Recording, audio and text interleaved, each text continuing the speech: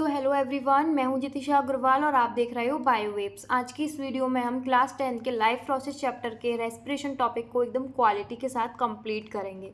चलिए इस वीडियो को स्टार्ट करते हैं। सबसे पहले हम समझेंगे रेस्पिरेटरी सिस्टम के बारे में।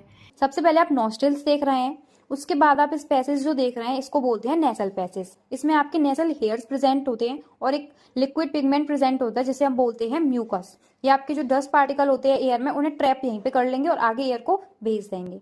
ये आपका फेरिनिक्स, इसके नीचे लैरिनिक्स जिसको हम वॉइस बॉक्स बोलते हैं। फेरिनिक्स से आपकी दो नली निकलेंगी जिन्हें बोल रहे हैं विंड पाइप और फूड पाइप, ये अलग अलग होती है। अब हम विंड रेस्पिरेटरी सिस्टम की बात करें तो विंड पाइप की बात करेंगे। तो विंड पाइप है आपका जिसे हम बोल रहे हैं ट्रैकिया।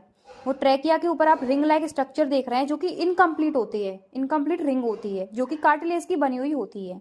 उसके नीचे आप देख रहे हैं ये राइट और लेफ्ट में डिवाइड हो रही है, इसको आप बोल रहे हैं ब्रोंकाई।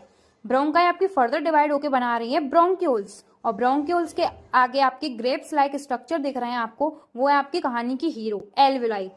बाकी सब में तो ट्रांसपोर्ट हो रहा है एयर का, बट एल्विलाई में आपका गैसेस का एक्सचेंज हो। चलिए आगे बढ़ते हैं। ब्रीथिंग और रेस्पिरेशन, इन दोनों में क्या डिफरेंस है? अब कुछ बच्चों को लगता है कि इन दोनों में कोई डिफरेंस नहीं है, ये दोनों टर्म सेम है, बट ऐसा नहीं है। इन दोनों में बहुत ज़्यादा डिफरेंस है। ब्रीथिंग एक सिंपल सा प्रोसेस होता है जिसमें इनहेल और एक्सेल हम लोग करते हैं। मीन्स हम ऑक्सीजन को इनहेल करते हैं, अंदर लेते हैं, और CO2 को हम बाहर निकालते हैं। ये ब्रीथिंग का सिंपल प्रोसेस होता है। रेस्पिरेशन पूरा एक बायोकेमिकल प्रोसेस है जिसमें हम लोग एनर्जी फॉर्म करते हैं। किसकी फॉर्म में? ATP मॉलिक्यूल्स की फॉर्म में हम एनर्जी को फॉर्म करते हैं। कैसे फॉर्म करेंगे ये सारा हम अभी आगे पढ़ेंगे। चलो आगे बढ़ते हैं। ब्रीथिंग को हम डिटेल में समझते हैं, इस डायग्राम की हेल्प से अच्छे से समझ पाओगे। चलो, जब हम ऑक्सीजन को अंदर लेते हैं, O2 को अंदर लेते हैं, तो उस प्रोसेस को हम बोलते हैं इल्हेनेशन। इनहेल कर रहे हैं हम ऑक्सीजन को, ठीक है। अब एक चीज़ आप खुद बताओ कि अगर हमें कोई चीज़ फ्री में मिल रही है तो हम लोग कोशिश करेंगे कि हम ज़्यादा से ज़्यादा उस चीज़ को अपने अंदर बटोर लें। हमारी बॉडी भी यही काम करती है, हमारी लंग्स भी यही काम करेंगी। वो क्या करती हैं, जैसे उनको पता है कि एयर अंदर आ रही है तो वो सोचती है कि ज़्यादा से ज़्यादा अपने अंदर एयर भर ली जाए। तो वो अपनी इस लंग की कैपेसिटी को, अपनी इस लंग कैविटी को बढ़ाने की कोशिश करती है, इंक्रीज़ कर लेती है। कैसे बढ़ाती है? क्योंकि हमारा नॉर्मल डायफ्राम ऐसे होता है, ये रिलैक्स स्टेट में ये इसको कॉन्ट्रैक्ट करके नीचे की साइड ले आती है, ऐसे फ्लैट। तो जैसे ये नीचे की तरफ जाता है डायफ्राम, तो यहाँ से उसको इंक्रीज हो गई, खुद इमेजिन करके देखो आप लोग। और जो रिब केस मैंने अभी दिखाई थी आपको, वो भी ऊपर की साइड कर देती है, जिससे इसकी जो कैविटी है, लंग की कैविटी है, वो इंक्रीज हो जाती है, उसमें ज़्यादा से ज़्यादा एयर अंदर जा पाती है। ब्रीथिंग आउट, एक्सेल में आप देखोगे कि तो वो सोचेंगे कि ज़्यादा से ज़्यादा एयर बाहर चली जाए, जो CO2 का अमाउंट जिसमें ज़्यादा है। तो वो क्या करेंगे, अब डायफ्राम कॉन्ट्रैक्ट से अब रिलैक्स स्टेट में आ जाएगा और ऊपर की साइड हो जाएगा, और जो रिब केस थी वो भी अब नीचे की साइड बैठ जाएंगी, जिससे जो लंग्स की जो कैविटी होगी वो अब डिक्रीज हो जाएगी और एयर आपकी बाहर आ जाएगी। तो इस तरीके से आपका ये ब्रीथिंग का प्रोसेस चलता है। चलिए अब हम पढ़ते हैं रेस्पिरेशन को, कि कैसे आपकी एनर्जी बनती है। Respiration is a chemical breakdown of food molecules. Food molecules इसमें जैसे आपका ग्लूकोज हो गया, ग्लूकोज को तो हम तोड़ेंगे तो उसमें हम प्रोड्यूस करते हैं एनर्जी को, किसकी फॉर्म में? ATP की फॉर्म में। इसमें हम एनर्जी को प्रोड्यूस करते हैं। अब इसमें यही चीज़ दे रखी है, ये वही प्रोसेस है जिसमें हम एनर्जी जो फूड में प्रेजेंट है उसको हम सेल्स के पास पहुंचाते हैं। जैसे हम एनर्जी बना रहे हैं ATP की मॉलिक्यूल्स की फॉर्म में, किसके लिए? ज़िंदा रहने के लिए। उसके बाद इसमें आपकी जो एनर्जी रिलीज़ होती है वो आपके बॉडी के रिएक्शंस में बहुत ज़्यादा हेल्पफुल होती है, आपकी लाइफ को चलाने के लिए और आपको बॉडी की ग्रोथ के लिए। अब इसमें बढ़ते हैं मेन टॉपिक जहाँ से आपको क्वेश्चन बनता है, टाइप्स ऑफ रेस्पिरेशन, जिसमें आते हैं aerobic respiration and anaerobic respiration. Aerobic respiration जिसमें ऑक्सीजन की प्रेजेंस होती है, एनारोबिक रेस्पिरेशन जिसमें ऑक्सीजन की प्रेजेंस या तो बिल्कुल भी नहीं होगी या फिर लैक ऑफ ऑक्सीजन आपको दिखाई देगी। तो इसमें ये दोनों प्रोसेस आप पढ़ोगे, ओके। अब पढ़ते हैं हम एरोबिक रेस्पिरेशन। एरोबिक रेस्पिरेशन में आपका वो प्रोसेस है जहाँ पे ऑक्सीजन की प्रेजेंस होती है, मीन्स ऑक्सीजन यूज़ होती है। जैसे आपका फैट्स हो गया, कार्बोहाइड्रेट हो गए, इन मॉलिक्यूल्स को आप एनर्जी में कन्वर्ट करते हैं इन फूड का ऑक्सीडाइजेशन करवा के। इनके साथ जब ऑक्सीजन ऐड होती है तो इनका ऑक्सीडाइजेशन हो जाता है, तो ये ATP मॉलिक्यूल्स फॉर्म कर लेते हैं। चलिए आगे बढ़ते हैं। अब इसमें पढ़ेंगे हम ग्लाइकोलाइसिस। ग्लाइकोलाइसिस को मैं आपको एक सेकेंड यहाँ पे समझाती हूँ। ग्लाइकोलाइसिस में क्या होता है आप देखिए, ग्लूकोज के ब्रेक डाउन के प्रोसेस को हम बोलते हैं ग्लाइकोलाइसिस। इसमें क्या होता है, ग्लूकोज आपका 2 मॉलिक्यूल्स में टूटता है जिनको हम बोलते हैं पायरुविक एसिड, जिन्हें हम पायरुवेट भी लिख लेते हैं, पायरुवेट, और ये एक और पायरुवेट। ग्लूकोज हमारा कितने मॉलिक्यूल्स मतलब कितने कार्बन का स्ट्रक्चर होता है, 6 कार्बन का स्ट्रक्चर। कितने कार्बन का स्ट्रक्चर होता है हमारा, 6 कार्बन का ये स्ट्रक्चर हमारा होता है, आपने पढ़ा था फोटोसिंथेसिस में। अब ये जब 2 पार्ट्स में इक्वल पार्ट्स में टूटेगा तो ये 3 कार्बन मॉलिक्यूल फॉर्म करेगा, 3 कार्बन मॉलिक्यूल फॉर्म करेगा। तो ये पायरुवेट एसिड जो होते हैं वो 3 कार्बन मॉलिक्यूल्स होते हैं। ये पूरी प्रोसेस आपकी चल रही होती है किसमें, साइटोप्लाज्म में। किसमें चल रही होती है, साइटोप्लाज्म में। बोथ केसेस, एरोबिक रेस्पिरेशन हो या फिर एनारोबिक हो, इसका मतलब इसमें कोई ऑक्सीजन की नीड नहीं है। सिंपल आपका ग्लाइकोलाइसिस प्रोसेस हो रहा है, वो आपका साइटोप्लाज्म में हो रहा है, जो कि 2 पायरुविक एसिड फॉर्म कर रहा है। ग्लूकोज आपका 6 कार्बन मॉलिक्यूल होता है और यहाँ पे आपका 3 कार्बन मॉलिक्यूल्स फॉर्म हो रहे हैं, एरोबिक में भी और एनारोबिक में भी, दोनों में साइटोप्लाज्म में ये प्रोसेस चल रहा है। अब हम तोड़ेंगे एटीपी बनाने के लिए पायरुवेट को। किसको तोड़ेंगे हम, पायरुवेट को। अब इसको हम जब तोड़ते हैं तो इसमें दोनों केसेस में अलग अलग चीज़ें चलेंगी, एक होगा ऑक्सीजन की प्रेजेंस में और एक होगा ऑक्सीजन की एब्सेंस में या फिर लैक ऑफ ऑक्सीजन में। ठीक है, ये होगा आपका एरोबिक में और ये होगा आपका एनारोबिक में। तो ये प्रोसेस आपके अलग अलग चलेंगे। इसमें ये होगा माइटोकॉन्ड्रिया में और ये होगा वहीं पे मजबूरन साइटोप्लाज्म में ही करवाना पड़ जाएगा। अब ऐसा क्यों होगा, तो ये अभी हम समझते हैं। देखो, अब आपका जो ऑक्सीजन होता है वो एक एंट्री पास मान लो, आप क्या मान लो, एंट्री पास कार्ड, कुछ भी बोल लो, एक एंट्री कार्ड होता है। एंट्री कार्ड किसके लिए, माइटोकॉन्ड्रिया में अगर आपको एंट्री चाहिए तो आपको ऑक्सीजन की ज़रूरत पड़ेगी। ऑक्सीजन अगर आपके पास है तो आप माइटोकॉन्ड्रिया में जा सकते हो, वरना आप बाहर ही रहोगे। अब एरोबिक रेस्पिरेशन बोलता है मेरे पास तो ऑक्सीजन की प्रेजेंस होती है तो मैं तो माइटोकॉन्ड्रिया के अंदर एनर्जी बनवा सकता हूँ, और माइटोकॉन्ड्रिया पूरा फूड का ब्रेकडाउन करवा देती है तो वो अच्छे से ज़्यादा सी एनर्जी बना के देती है।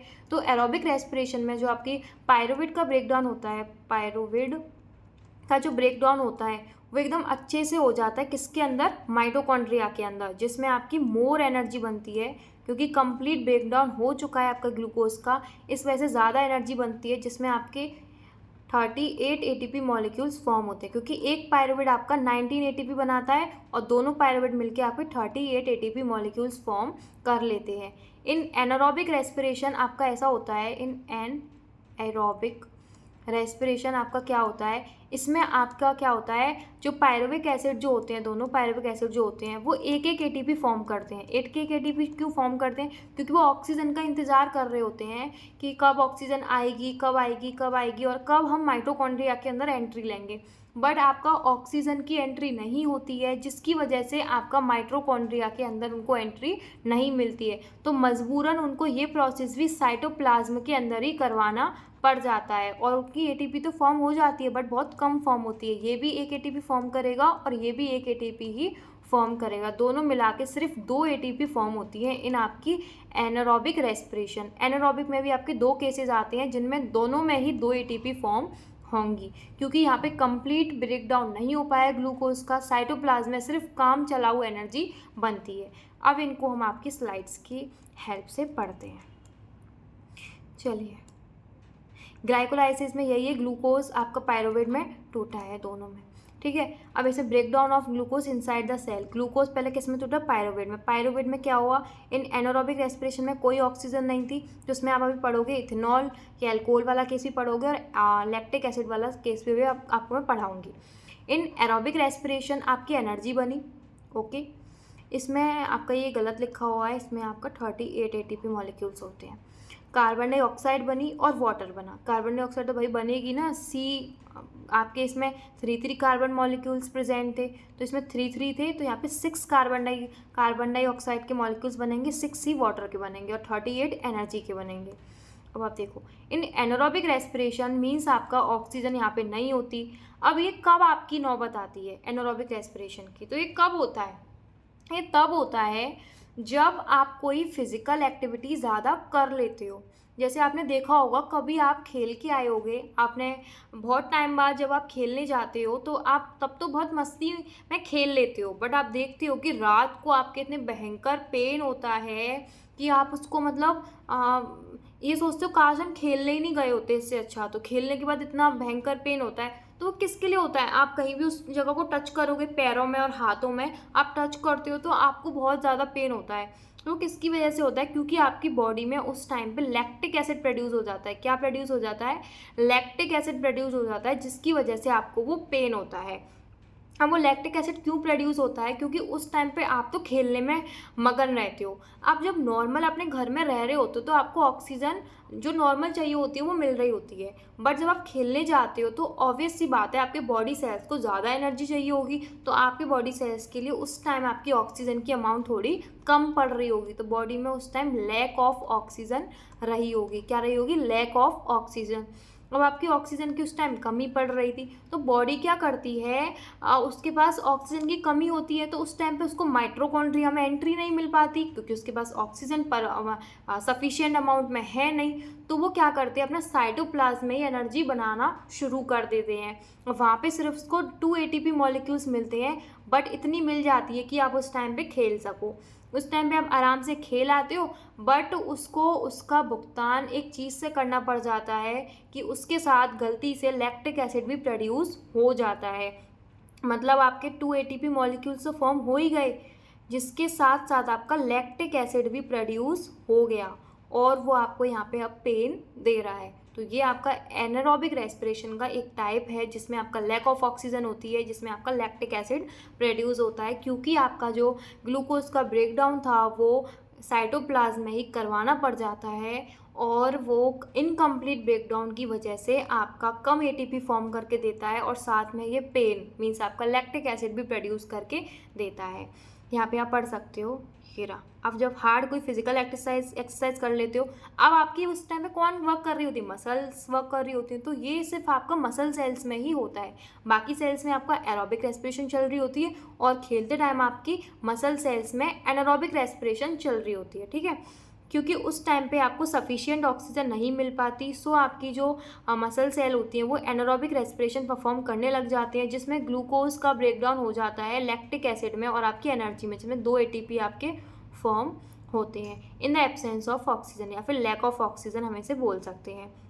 फिर से लिखा हुआ है ग्लूकोज टूटेगा in the absence of oxygen, lactic acid बनेगा और आपकी एनर्जी बनेगी। अब एक और चीज़, इसमें CO2 बनेगी या नहीं बनेगी? तो इसमें CO2 नहीं बनेगी, क्योंकि आपका जो लैक्टिक एसिड होता है वो 3 कार्बन मॉलिक्यूल होता है, और आपका पायरुवेट था वो भी 3 कार्बन मॉलिक्यूल था। तो जब इसमें कार्बन के मॉलिक्यूल्स ही नहीं बचेंगे तो आपकी CO2 फॉर्म नहीं हो पाएगी।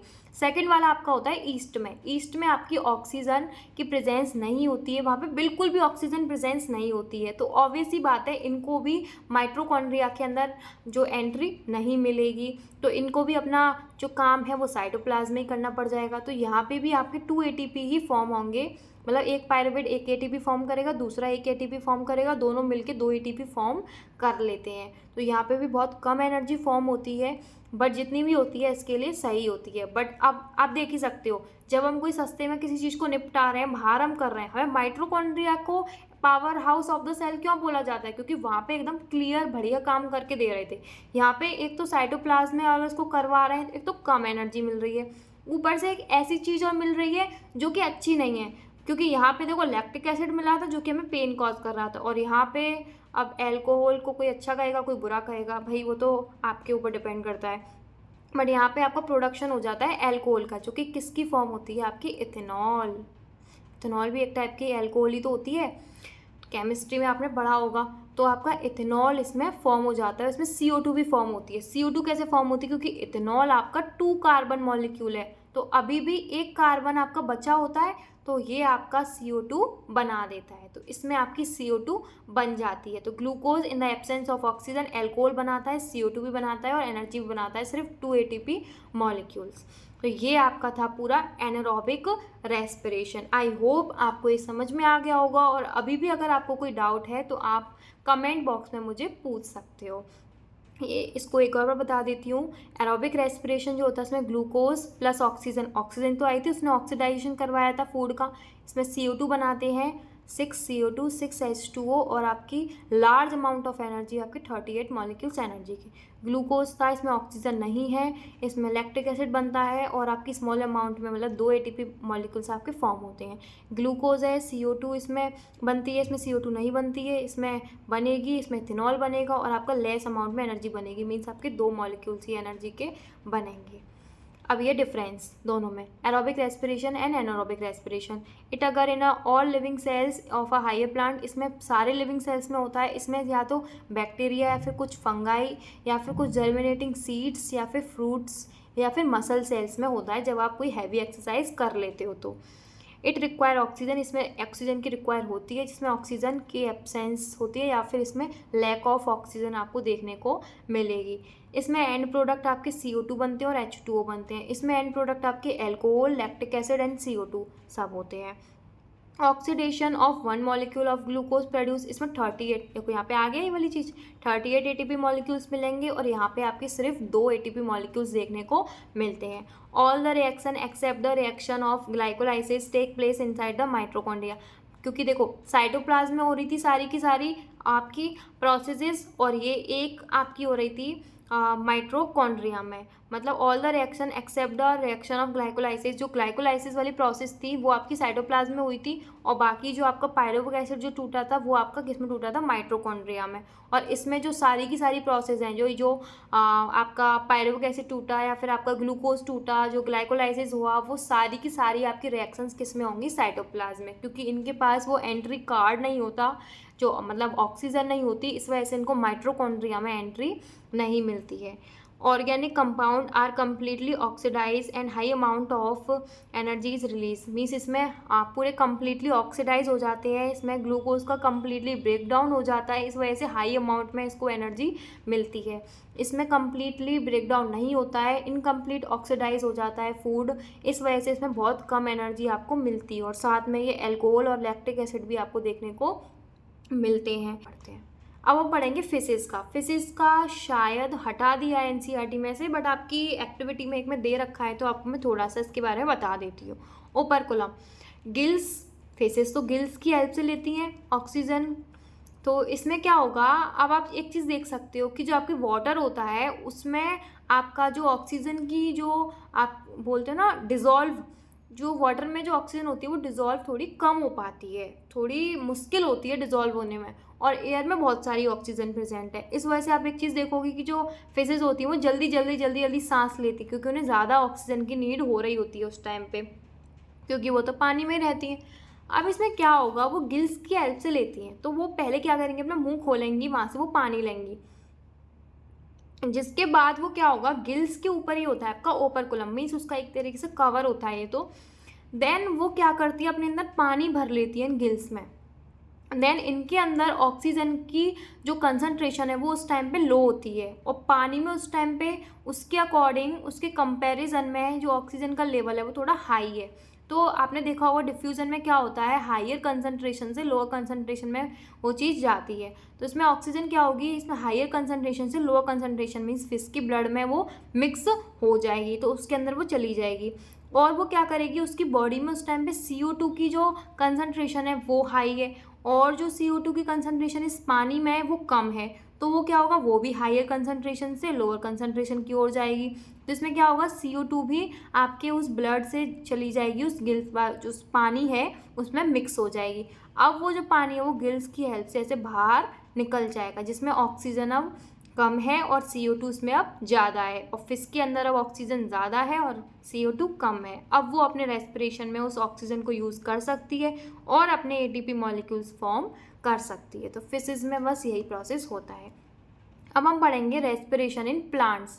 प्लांट्स में अब आप देखोगे कि फोटोसिंथेसिस जो आपने पढ़ा था प्रोसेस, जिसमें आपने CO2 plus H2O plus light energy का इस्तेमाल करके आपने क्या बनाया था, आपने ग्लूकोज को फॉर्म करा था, ठीक है, इसमें लाइट एनर्जी का यूज़ करा था आपने। अब और आपने क्या बनाया था, O2 बनाया था, प्लस में O2 बनाया था।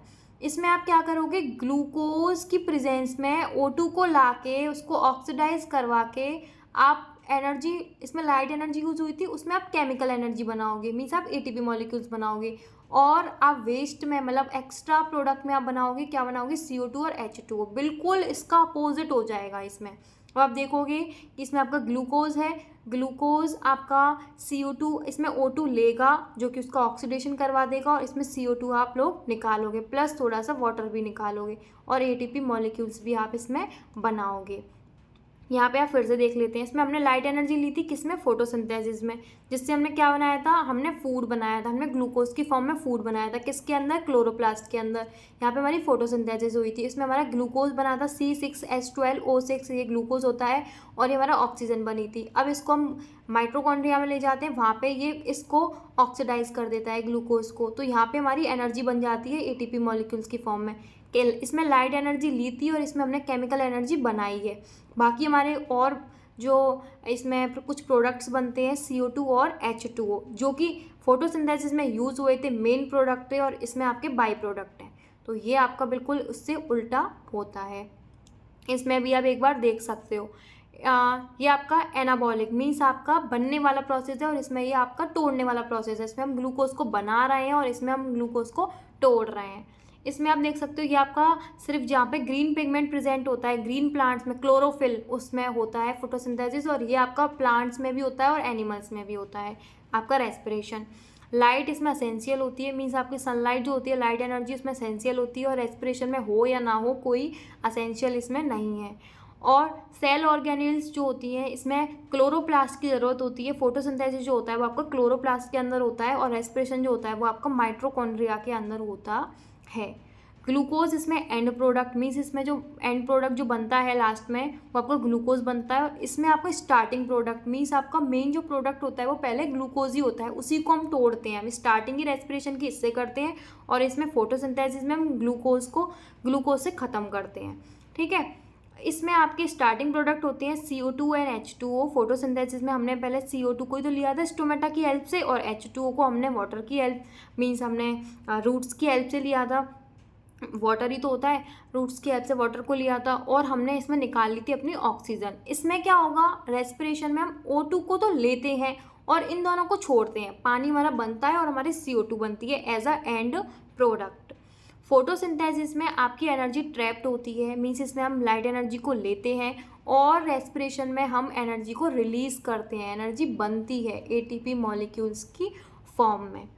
फोटोसिंथेसिस जो होती है वो आपकी सिर्फ डे टाइम में होती है। अब डे टाइम में क्यों होती है, क्योंकि इस टाइम पे हमारी जो सनलाइट हमें मिलती रहती है, मतलब हमारे प्लांट्स को मिलती रहती है, इस वजह से सिर्फ ये डे टाइम में होगी। रात के टाइम पे तो सन होता नहीं है, तो लाइट एनर्जी नहीं मिलेगी, तो इस वजह से रात के टाइम पे फोटोसिंथेसिस का प्रोसेस नहीं होता है। तो प्लांट्स में सिर्फ रेस्पिरेशन चल रहा होता है नाइट के टाइम पे, और दिन के टाइम पर रेस्पिरेशन और आपका जो फोटोसिंथेसिस है वो दोनों प्रोसेस उसमें चल रहे होते हैं। Continue and day and night, respiration आपका दोनों टाइम पे चल रहा होता है, डे एंड नाइट। अब डे टाइम पे क्या होता है, जब वो प्लांट ऑक्सीजन बना रहा होता है तो वो क्या करता है, जितनी उसको ऑक्सीजन चाहिए होती है वो उतनी अपनी रेस्पिरेशन के लिए ले लेता है, बट फिर उसको जितनी नहीं चाहिए होती है वो बाकी की एटमॉस्फेयर में रिलीज़ करता जाता है। अब वो अपने लिए कुछ नहीं बचा के रखता रात के लिए। इस वजह से आपने देखा होगा, आपने सुना भी होगा, पीपल और तुलसी को छोड़ के बाकी सारे प्लांट्स जो होते हैं वो रात के टाइम पे CO2 छोड़ने लगते हैं और ऑक्सीजन को लेने लगते हैं, क्योंकि उस टाइम पे उनके अंदर कोई भी ऑक्सीजन नहीं बन रही होती है, फोटोसिंथेसिस नहीं हो रहा होता है। इस वजह से उनके अंदर ऑक्सीजन की उस टाइम पे कमी हो रही होती है, उनको रेस्पिरेशन के लिए ऑक्सीजन चाहिए होती है। इस वजह से वो अपनी वो दिन में छोड़ी हुई ऑक्सीजन को रात को फिर से लेने लगते हैं एटमॉस्फेयर से, और CO2 को छोड़ने लगते हैं। तो इस वजह से ये रात का जो फिनोमेना आपने सुना होगा प्लांट्स में, ये होने लगता है, क्योंकि उनके अंदर उस टाइम पे सिर्फ रेस्पिरेशन का प्रोसेस चल रहा होता है। तो ये आपका यहाँ पे ये टॉपिक ख़त्म होता है, रेस्पिरेशन। आई होप आपको ये समझ में आया होगा, और अगर इसमें कोई डाउट है तो आप कमेंट बॉक्स में पूछ सकते हो। Thank you so much.